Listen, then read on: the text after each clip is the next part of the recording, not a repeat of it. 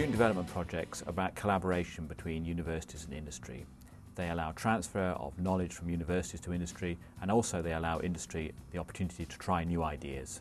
We're working on a very technical project, and we really don't have time to bring people in and train them up.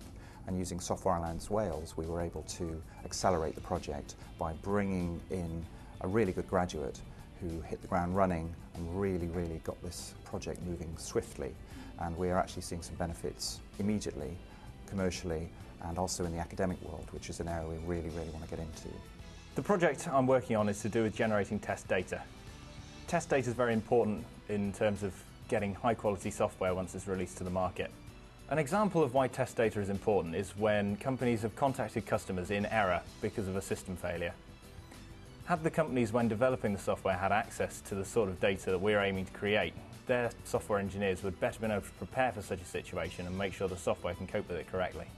Thanks to the Software Alliance Wales, we could set up this project together with you and Grid Tools, and this really is helpful because it gets Daniel enthusiastic about the subject of computer science in principle in general, and he sees that the things that we are teaching him here, more on the theoretical side, have actually their practical industrial application.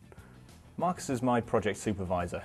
He's been helping me by showing me the ways that I can take the theory I've learnt in lectures at Swansea through Software Alliance Wales to help bring that into industry and apply it in a real world situation.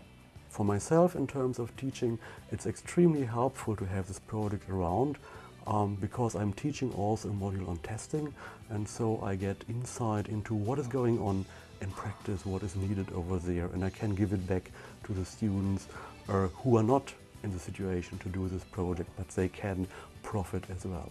The reality is that it's really a two-way street, this. We are getting immediate benefit in terms of getting a good graduate being able to do something tangible for us, but we think we're also bringing something from the real world back into academia, and I think the combination of the two is really where the power of this comes.